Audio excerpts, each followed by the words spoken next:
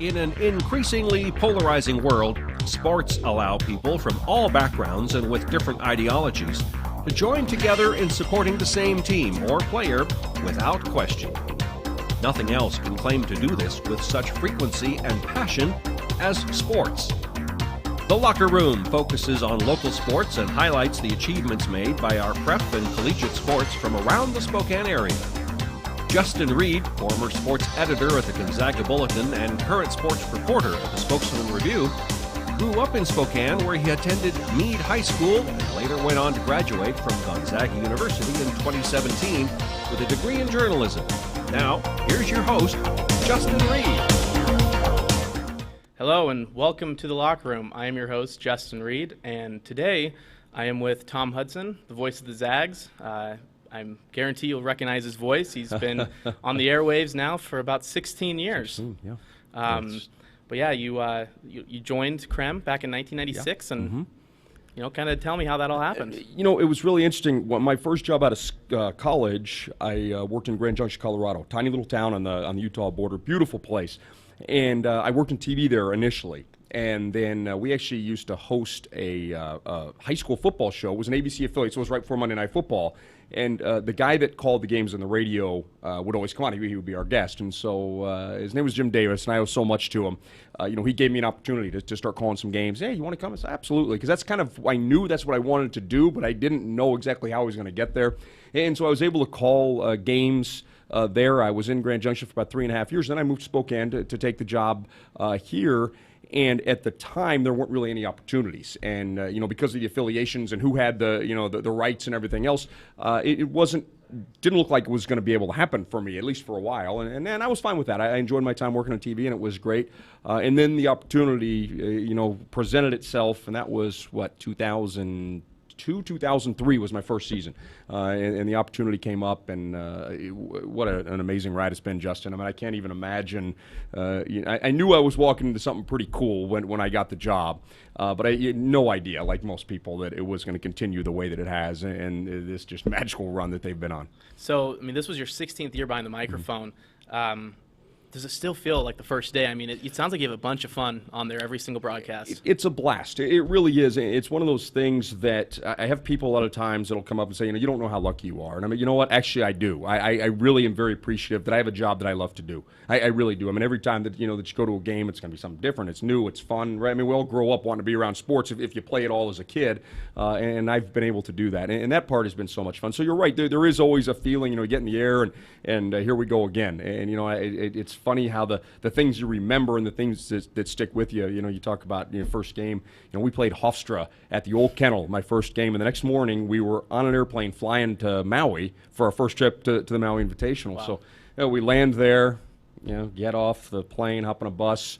Get to this beautiful hotel on the beach, and I'm kind of looking around like, man, this is pretty cool. And then, we played Kentucky, Indiana, and Utah. 3 games in a row against Utah at the time was really rolling. Obviously, Indiana was, and then Kentucky, you don't have to say anything about that. And it was amazing. I kind of had to pinch myself a few times when that started. And then, like you said, just every part of it, every night has really been a whole lot of fun. So you're talking before the show about who you've worked with, Adam Morrison and Matt Santangelo. Who are some of the other guys?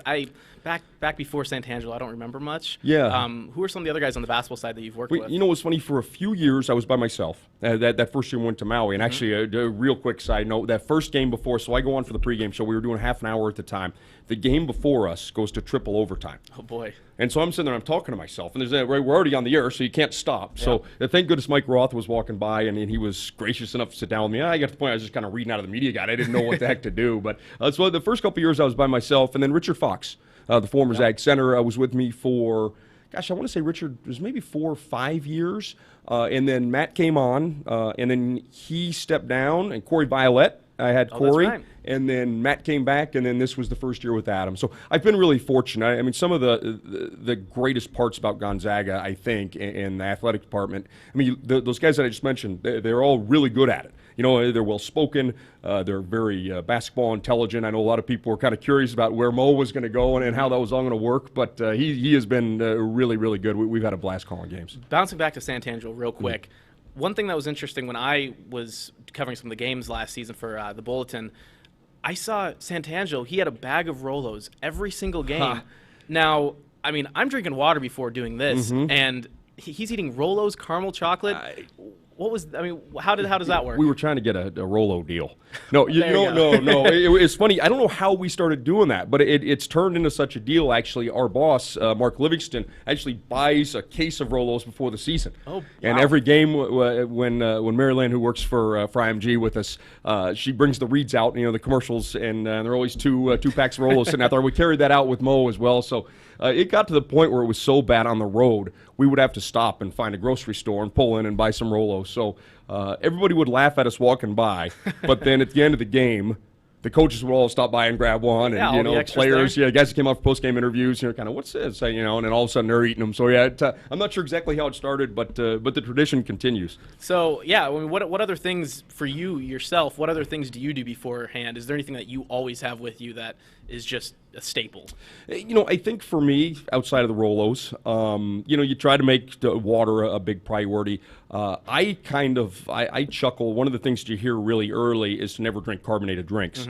I find, for me personally, that drinking a Coke not right before I go on the air, but a little bit before I go on the air, a little bit of the syrup kind of makes my throat feel okay. So that's one that I'm not sure that gets recommended very much. Yeah. Obviously, tea is one. I've been fighting this cold, and I had it for a while. I was drinking a lot of tea at the time, but yeah, it's usually a Coke a little bit before we go on the air. And I also like to get there early enough where you have an opportunity to see some people, talk to people, and make sure that you don't get too rushed. Yep. Because inevitably you walk into the gym and you start running into people, fans that you've gotten to know over the years, and people that work in the building you've gotten to know, and then somebody wants to stop and talk about something else, and then the boss comes over and says something. Next thing you know, hey, we're on the air in 30 seconds. So I try to get down usually an hour or so before game, and try to have a little something to eat, and be able to talk to the other radio guys, which is really nice. Get some information, and maybe talk to some of the other coaches. And so that's kind of the pregame routine. It turns into a pretty long day with us being on an hour before and an hour after, and you get there an hour before the hour-long pregame show starts. So it's not a hard. I'm not working in the salt mines by any stretch of the imagination, but the day does get a little bit long on game days. So Adam Morrison, what? I remember seeing that press release, and the first thing that I thought of, I was kind of shocked, because when I think of Adam Morrison, I've seen a couple of his media appearances when he was in the NBA. I've seen some of his interviews, and he's not a guy that I would ever seem to be comfortable behind a camera and behind a microphone. And in my opinion, by the end of the season, he was killing it. He was doing a really good job. He did a fantastic job, and one of the things for me that was really neat, having called his games. And knowing Mo and knowing him a little bit, behind the scenes, and he's a very, very intelligent person, first and foremost. We went to Meade High School, of course. Exactly, went to Meade High School, right? They only produced geniuses up in Meade, but he really, I think once he got comfortable, you could really see his personality come out. And I think that was one of the neat things for me, because I knew that there was some of that in there from knowing him over the years, and he and I have always had a good relationship. But same way. I haven't talked to him a whole heck of a lot here, of late, until we got him involved, and he did a fantastic job. I loved working with him. I was kind of joking when it happened, and Matt, spending some more time with his family, and with his job, some other things had to step down, and I said, I'm going from the greatest assist guy in school history to the greatest scorer in school history, and what a cool thing, and different perspectives. That's what's been kind of neat too, is you've had big men, you've had point guards, you've had scorers, guys who all have a little different look at the game. And then Mo is as honest a person as you can ever be around. There's very little sugarcoating, and I thought that added a lot to the broadcast. It was really funny to see, very animated. Matt was great too. Matt, when we made that run, we made it to the Final Four. He's crying. He's almost got me crying. We're on the air, and I kind of figured that out with him. There were a couple times, he was so emotional and so proud of what was going on. I kind of had to stop looking at him while we're broadcasting, to see the tears coming down. So that's been cool, is to have former players who have invested so much of their time and their effort, and all you have to do is listen to Mo at one time when he starts talking about how proud he is to be a Zag. When we won the league championship, or when we made it back to the NCAA tournament and that stuff. It really means a lot to those guys. Oh yeah, it's well, when I was down there in Phoenix too, just seeing all the players that came back, and they all gathered up, and they're all in the same section there in Phoenix, and it is pretty cool being able to see the amount of Zags that come back and give their time and energy. And Jeremy Pargo is another guy that always talks to a bunch of the guards, and you mentioned Morrison and Santangelo, and these guys are just they're just special people, really, and I think they mean a lot to this community. I think you're right, and I think that's been one of the cool things to see a lot of the former players come back, and I think it really portrays Gonzaga well. I mean, these are guys that are coming back, and they're not coming back just to say I played basketball at Gonzaga. I mean, these guys are coming back, and they're successful leaders in our community, which I think is really neat. And then the guys that have moved out of the city and gone on to other places have done a lot of wonderful things too. And I thought Phoenix was the epitome of what Gonzaga is all about. You talk about all those guys that showed up. I had an opportunity to be with them the night. It was really cool. They went in when the team was watching film on the Friday night before the game against South Carolina. They brought all the former players up, and it was really an emotional thing. I wasn't there, but everything that I was told, it was very emotional. You know, the current players were a little bit amazed when they saw the highlights that the guys actually could jump and shoot and dunk, really. and and that was kind of funny. But they were very appreciative, and I think one of the great things about this run at Gonzaga is that all the former players felt a part of that run and felt a part of that team. There was never oh man, these guys got lucky, or hey, that should have been our team. They were very supportive of the group that made that run, and also felt like they were a very big part of it, which I thought was really cool. And Coach Few did a great job with the former players, with his former coaches, that came in, Bill Greer and Leon Rice and Ray Giacoletti. I mean, there were a lot of guys that were there, and it really had a great family feel down there. And let's kind of talk about Mark Few too, because he's been here forever, and he's had some big-time offers, especially at the beginning of his career when he was one of those guys that was up and coming. What has he done for the community, and how, not surprising, I don't know if that's the right word, but how kind of surprising is it that he never wanted to leave and go to a bigger program? Well, I think it's interesting because you're right. In the early stages, there were those opportunities, and I think he pursued, or at least listened and looked and talked. I think he was probably the perfect guy for this job at the time, from a standpoint of, okay, another school comes, it's a bigger school, and they've got a lot more money, and they throw this number at him, and Gonzaga can't match it. But what Gonzaga says, we're going to do everything we can in our power and give you as much as we can and continue to try to build this thing.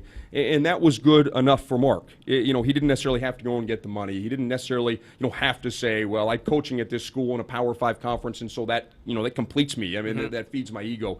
So I think it was great that he stuck around. And then, I get asked that question a lot now. Is he ever going to leave? Is he ever going to leave? And for me, it's kind of funny. It's almost like, you build the house. Our grandparents they build a house and they lived in the house and they stayed in the house. Now everybody moves every 2 or 3 years. But, for me, in some regards, like, he built it. Why not live in it, right? I mean, he's done a wonderful job of putting this program together.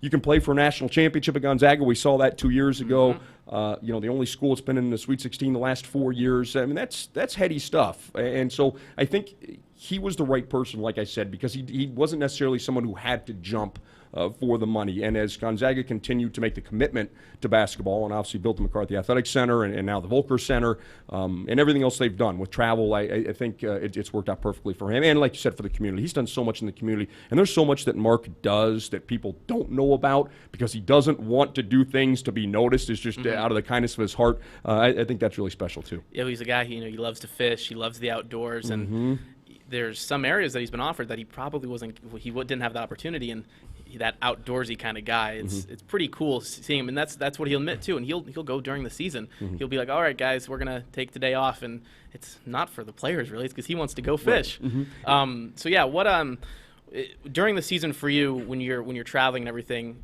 what's that like on your life? It's interesting. It's fun.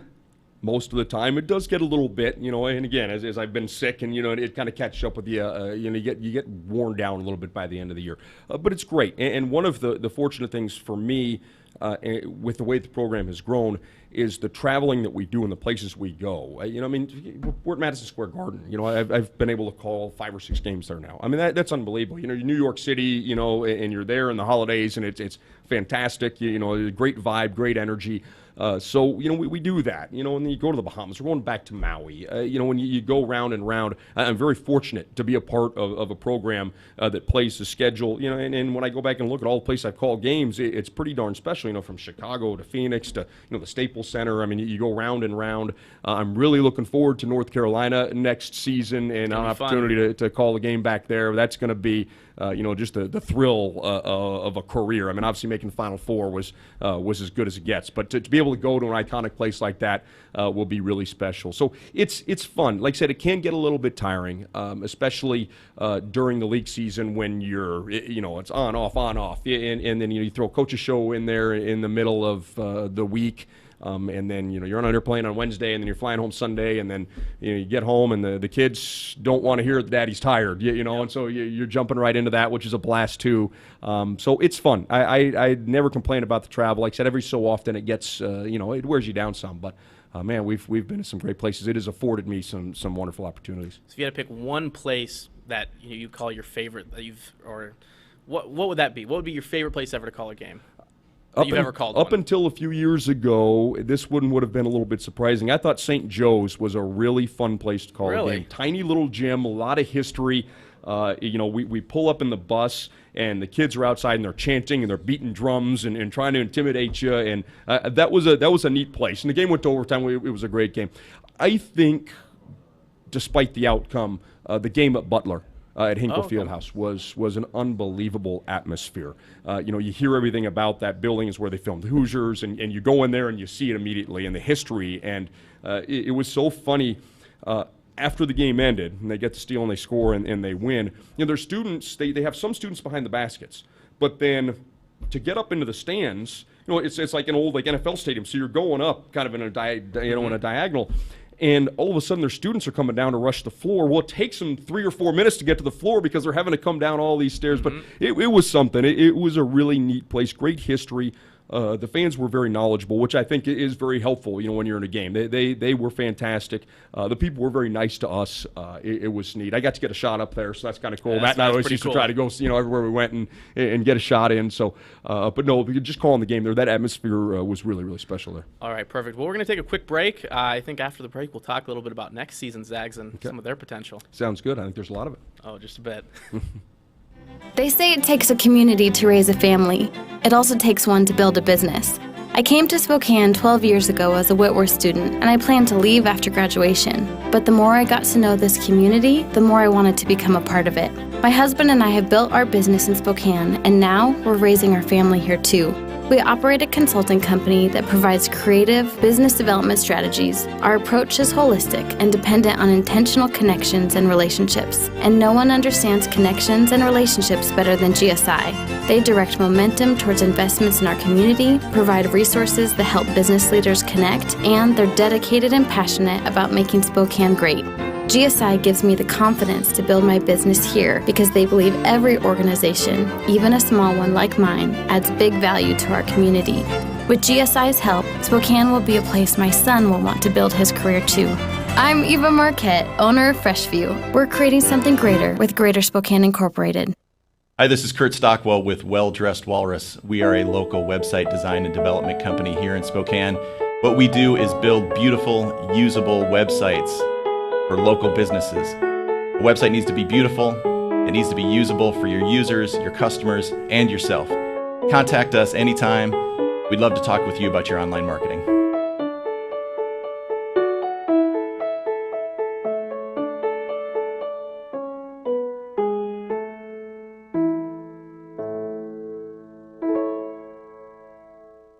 What? You haven't been to the library lately? Stop in today and see that the library is more than books. Spokane County Library District facilities feature on-site technology, including Wi-Fi, computers, and printers, as well as free use of meeting rooms. The Library District offers events and programs for all ages, from story times to career development and employer classes to Social Security workshops. Our staff is well trained and happy to help. Find out more about your library at scld.org. All right. Welcome back to the locker room. I'm your host, Justin Reed, and I am here with Tom Hudson, the voice of Gonzaga athletics in general. A lot of basketball, some baseball thrown in there. And one thing that's really special about Gonzaga is the amount of money, resources in general that they put into their facilities. And I didn't catch a game in McCarthy this year, but the new center hung video board, the new video boards, new sound system, I mean, that's a lot of money to put into that stadium, and it is pretty cool to see that they are invested enough to make those kind of upgrades. It's fantastic. It looks great. You know, they upgraded the men's locker room too, which is phenomenal. It looks really nice. But you know, I think the cool thing too, you talk about that doing it at the McCarthy, but that package also included a new scoreboard out for soccer and for baseball and for volleyball over in the Martin Center, and it is great. I'm with you, Justin. I think that athletics can be such an important part of who you are, and really, you know, and I think they use kind of the terminology. Hey, it's you know, it's the front porch. Right, it shows people, it gets them to the door, and then it allows us to show everybody what Gonzaga University is about. And I think one of the great things Gonzaga has done over this 20-year run is to not be consumed by it, to want to excel in it, to want to be as good as anybody, to want to win national championships in every single sport, but not sell your soul and still stick true to your values, both academically and as a Jesuit institution. I think that's been really cool. But it's been fantastic to see the upgrades, because one of the things that we've seen over the last 10 or 15 years, probably one of the biggest changes, that I've seen, is money that other schools are investing. And you look at the schools in the bigger conferences with those football deals and the TV networks and the amount of money that they're making that they have to spend. And Coach Few has said a few times, we don't have to have everything that those guys have. Give us whatever you can to help us, compete, and we will compete. And I think they've done a wonderful job of that, and great support over the years. A lot of benefactors that have stepped forward and helped this thing go. And I tell people all the time, when you look at the McCarthy Athletic Center, you go to the Elite Eight in 1999, and in 2004, you've opened up a brand new building, and there was no plan of building that thing, right? So, in 5 years, you went from playing, in the one building to a place where now you could draw Michigan State. You can get Wake Forest to come in. It goes on and on. Illinois came and play. Wake Forest. That wasn't going to happen in the Martin Center. It was amazing to see them be able to get that push and get the momentum and just keep going with it. Well, one thing, and I think a lot of people don't really realize, is the money that comes in from athletics. As far as I know, it's not all just being brought to athletics, in the sense that you have donors coming out of the woodworks who are now donating a ton of money to the university. You're getting a new Jesuit house built, you're getting a new theater built, and of course the Volcar Center. And while that is athlete oriented, a big part of that is the student athlete side of that. So how cool is it to see all of these donors coming, and not just athletically, but as a university, seeing the university grow on all levels? I think it's fantastic, and I think it's really cool to see, again, your basketball program can be out there and give people pride. Hey, I went to Gonzaga. You live in New York City. Hey, I went to Gonzaga.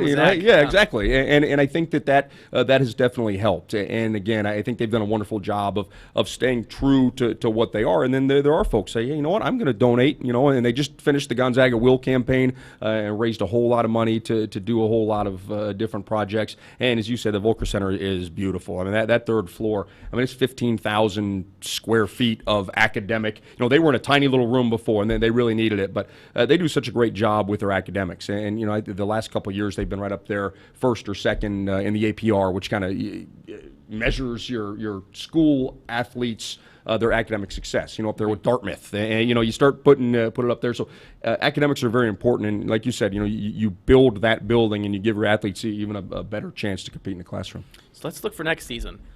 They're only losing Silas Melson and Jonathan Williams, and while they are huge parts of this program, Melson, a 4-year guy, and Williams coming in and being a huge part of the school's first Final Four, but they're returning some big pieces.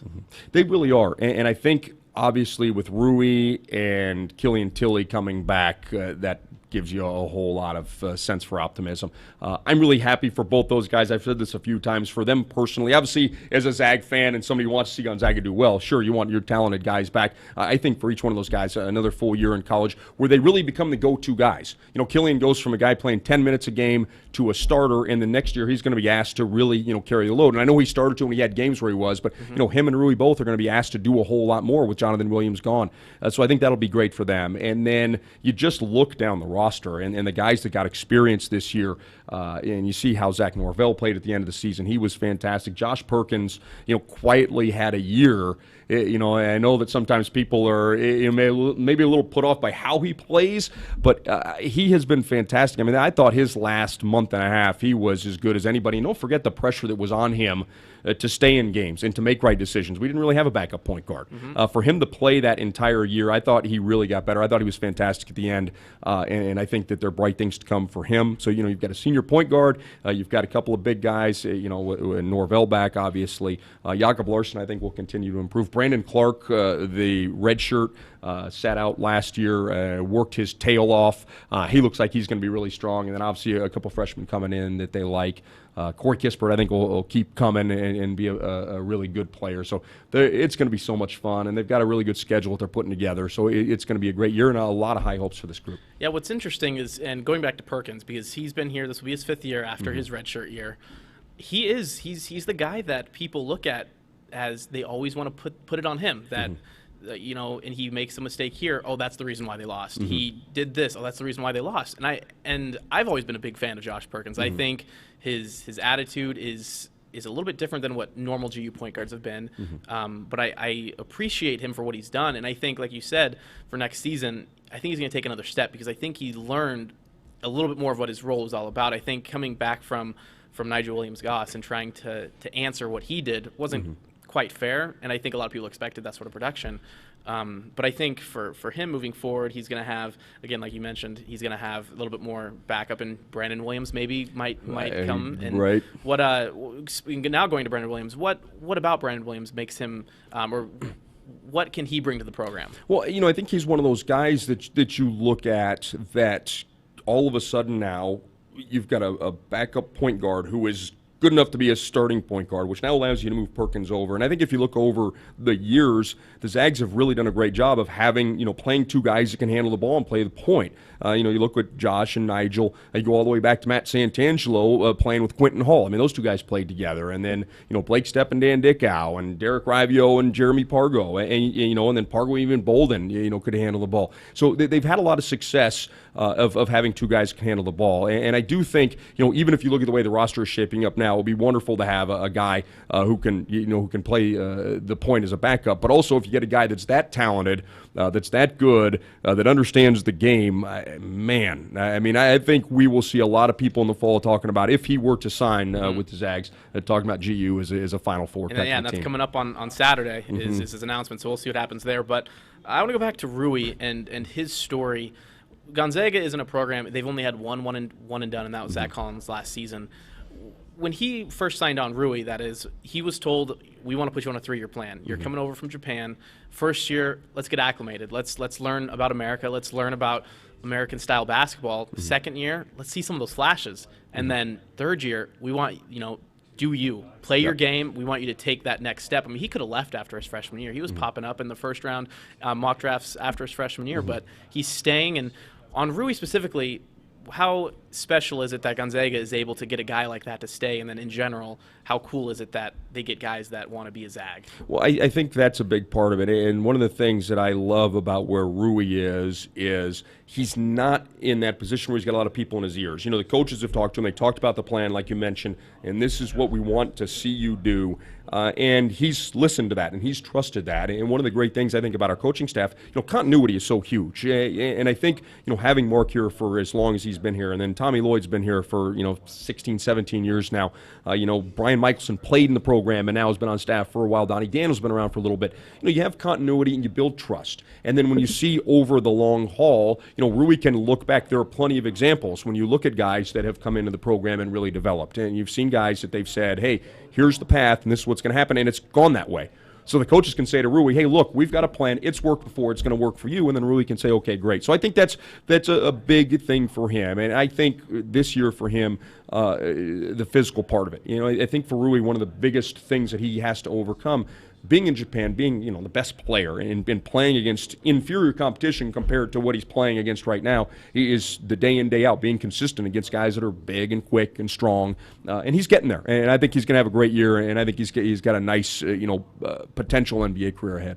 So I don't want to get too far ahead. I mean, we're still May 1st, but what are your projections for next season teams? What do you think their ceiling is, and what do you think a worst-case scenario might be? I think this team gets back to the tournament. I don't think that there's necessarily doubt about that. I think the schedule, like I said, Maui's going to be really tough. North Carolina is going to be tough. UW, we're going to play UW again, and they've gotten a lot better than the team that we played. There are a couple other games. Creighton, we're going down to Creighton to play there to return the game they played here this year.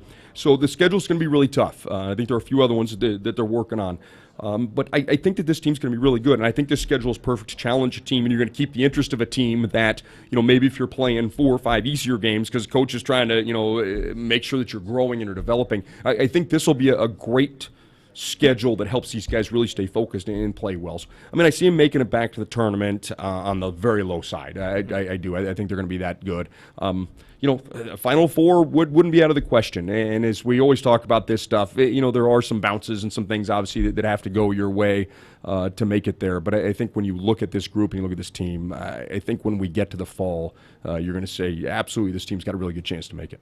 All right. Well, you heard it here first. Final Four, right? No, I think a lot of people are going to think that, and they definitely have that potential. But I appreciate you coming on. It's been fun. The first show of the locker room, and I get a guy that is very well known and very nice to talk to. So thank you very much. Justin, thanks for having me on. Great job. Yeah, of course. Thank you. First time ready to go. You're rolling. And I did all right. You're comfortable. You're an old pro. All right. Well, thank you very much, and hope to see you back soon. We'll see what the next guest is, and we'll go from there. Thank you very much.